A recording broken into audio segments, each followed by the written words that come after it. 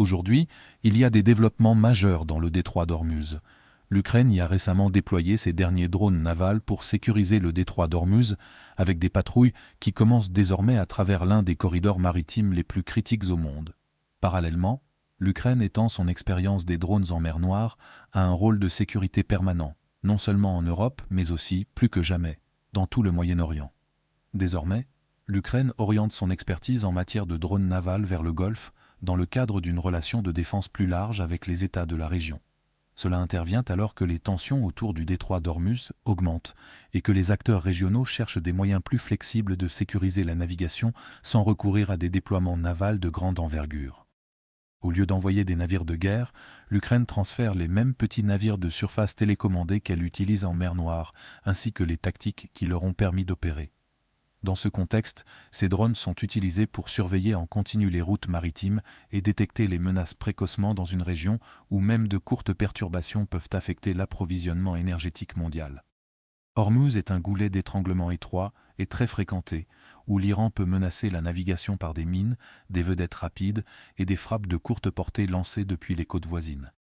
Dans leur dernière déclaration, l'Iran a explicitement mis en garde contre la présence de mines navales dans le détroit, confirmant que cette menace influence déjà la manière dont les navires opèrent dans la zone. Cela crée un besoin de surveillance constante le long de routes fixes où la menace de frappes iraniennes perturbe le flux énergétique mondial. Les drones navals répondent à ce besoin en fournissant des données continues en temps réel, permettant d'identifier les menaces précocement sans exposer les navires avec équipage à des risques. L'Ukraine utilise ce modèle pour transformer son expérience de la guerre en un système déployable, offrant à la fois les drones et le savoir-faire opérationnel nécessaire pour les intégrer aux structures de sécurité maritime existantes. Les alliés de l'Ukraine vont dans la même direction, ce qui fait de cet effort une tendance militaire plus large plutôt qu'une idée isolée. Le Royaume-Uni se prépare à déployer des drones navals sous-marins pour scanner les fonds marins et détruire les mines, utilisant des navires comme vaisseaux-mers pour lancer et soutenir ces systèmes. Parallèlement, les États-Unis ont déjà déployé des drones maritimes dans la région pour des missions de patrouille, les utilisant pour surveiller l'activité sans dépendre des navires traditionnels. Ils ont appris de l'Ukraine que les systèmes sans équipage peuvent transformer la façon dont les flottes opèrent, ouvrant la voie à une coopération plus poussée alors que les drones assurent la surveillance constante et opèrent dans des zones à haut risque, tandis que les navires avec équipage passent à un rôle de soutien. Les États du Golfe voient un intérêt évident dans ce modèle, car ils ont besoin d'un contrôle continu sur des voies de navigation très fréquentées, sans surexploiter leurs forces navales. Ils ont déjà manifesté de l'intérêt pour les drones intercepteurs ukrainiens, et l'Ukraine a déclaré qu'elle était prête à fournir des drones navals si cela lui était demandé. En mer, cela se traduit par le maintien d'une présence constante le long de routes fixes, le suivi des mouvements en temps réel et la capacité de réagir rapidement à des menaces de petite envergure sans devoir déployer de grands navires de guerre. C'est pourquoi l'acquisition de flottes de drones navals est attrayante pour des États du Golfe comme l'Arabie saoudite, les Émirats arabes unis et le Qatar, qui souhaitent gérer la sécurité maritime au quotidien avec leur propre système plutôt que de dépendre entièrement de déploiements navals étrangers. Le premier avantage de l'Ukraine est financier, car la vente de drones navals génère des revenus directs et augmente la production de ces systèmes, ce qui permet à l'Ukraine de produire davantage d'unités à grande échelle.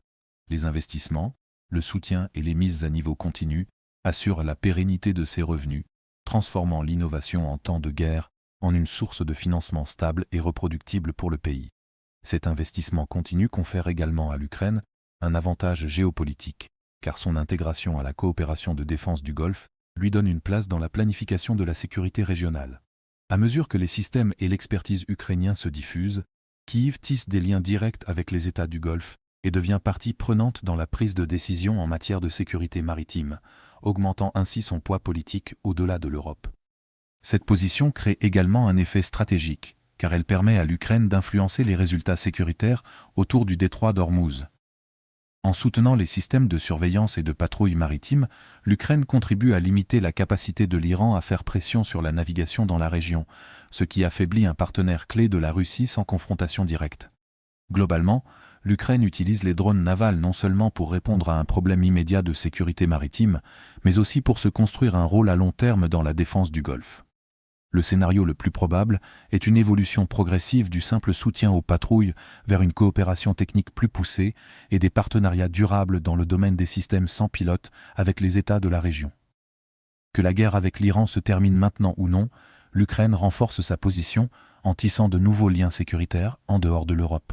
Si cette dynamique se poursuit, l'Ukraine ne se contentera pas d'exporter des drones, mais influencera concrètement la manière dont la sécurité maritime est assurée dans l'un des points de passage les plus stratégiques au monde. Si vous souhaitez découvrir d'autres développements importants d'aujourd'hui que nous n'avons pas pu aborder dans cette vidéo, n'hésitez pas à consulter notre carte interactive de l'actualité. Le lien vers notre carte interactive se trouve dans la description ci-dessous. Merci d'avoir regardé cette mise à jour, et un merci tout particulier à tous ceux qui suivent déjà notre carte interactive.